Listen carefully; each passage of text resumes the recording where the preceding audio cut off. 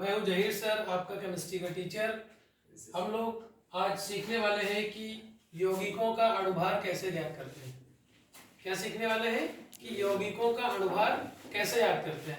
Actually में जो आपका रिवीजन में चैप्टर चल रहा है विलयन यानी सॉल्यूशन, उसमें जो कंसंट्रेशन टर्म्स कल हमने आपको जिसके बारे में बताया था कि मोलरता और मोललता निकालना है, तो उसमें जब हम उसको जो है मैथमेटिकली क्लेरिफाई करते हैं तो वहां पर आता है विलेय का अणुभार निकालना। क्या आता है? विलेय का अणुभार निकालना। जब तक आपको विलेय का अणुभार नहीं पता होगा आप उस सवालों को नहीं लगा सकते हो। तो इसलिए बच्चों को जो प्रॉब्लम्स आई तो उनके सॉल्यूशन के लिए हमने एक शॉर्ट वीडियो बनाया है, जिसको सभी बच्चे बहुत ध्यान से देखेंगे, समझेंगे। अगर कोई दिक्कत होती है तो उसको कमेंट करेंगे, ठीक है ना। तो चलिए, 1 से 30 तक तत्वों के परमाणु क्रमांक और परमाणुभार हमको सामने बोर्ड पे लिखे हुए दिखाई दे रहे हैं। तो सबसे पहला काम हम करेंगे कि ये जो 1 से 30 तक तत्वों के परमाणु क्रमांक और परमाणुभार हैं, इन्हें हम अपनी कॉपी पे नोट कर लेंगे और नोट करने के बाद उनको याद कर लेंगे। याद करने की शॉर्ट ट्रिक क्या है, जरा वो ध्यान देना। जैसे हाइड्रोजन का परमाणु क्रमांक 1 है, हाइड्रोजन का परमाणु क्रमांक 1 है, हाइड्रोजन का प्रतीक क्या है? H, और इसका परमाणुभार 1 है। तो हमने इसकी शॉर्ट ट्रिक कैसे बनाई, जरा ध्यान दीजिएगा।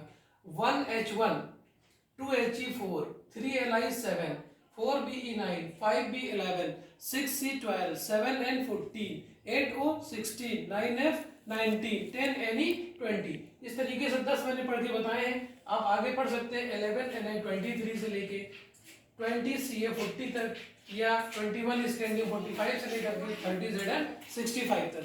तो इसको आप अपनी कॉपी पे लिख लेंगे अच्छे से और इसी तरीके से आप याद कर लेंगे, ठीक है ना बेटा।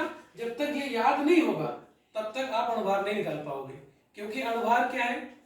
अणुभार का मतलब है किसी यौगिक में उपस्थित जो तत्व हैं उनके परमाणु भारों का योग, ये अणुभार कहलाता है। जैसे हम अणुभार निकालना चाहते हैं किसी भी यौगिक की, हम बात कर लेते हैं। चलिए, सबसे पहले हम लोग जल का निकालते हैं। इसका निकालते हैं जल का।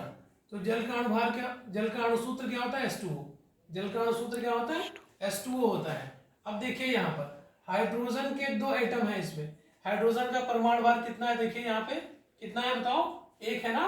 तो हाइड्रोजन का परमाणु भार हम 1 लिख लेंगे, 2 एटम होने की वजह से इसको 2 से गुणा कर देंगे।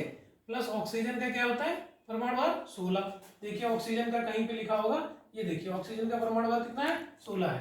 तो हाइड्रोजन का परमाणु भार 1 है, 2 परमाणु होने की वजह से इसको 2 से गुणा किया, प्लस ऑक्सीजन का परमाणु भार 16 है। इस तरीके से 2 1 कम 2 और 16 टोटल कितना हो जाता है? 18। बात समझ में आ गई ना कि H2O का हम लोग कैसे निकालते हैं। इसी तरीके से आप एक और देख लीजिए। जैसे अगर हम बात करते हैं कि H2SO4 का अणुभार कैसे निकालते हैं, तो ये H2SO4 है। क्या है बेटा? ये H2SO4 है। इसको हम लोग सल्फ्यूरिक एसिड भी कहते हैं। तो यहाँ पर हाइड्रोजन के 2 एटम है, तो हाइड्रोजन का परमाणु भार 1 गुणा 2 हो जाएगा, प्लस सल्फर का 1 ही एटम है, तो सल्फर का परमाणु भार हम लोग देखते हैं यहाँ पे। सल्फर कहाँ गया बेटा? सल्फर आपका कहाँ गया? सल्फर यहाँ पे देखिए, सल्फर सल्फर सल्फर, ये देखिए ये सल्फर है आपका। तो सल्फर का परमाणु भार कितना है?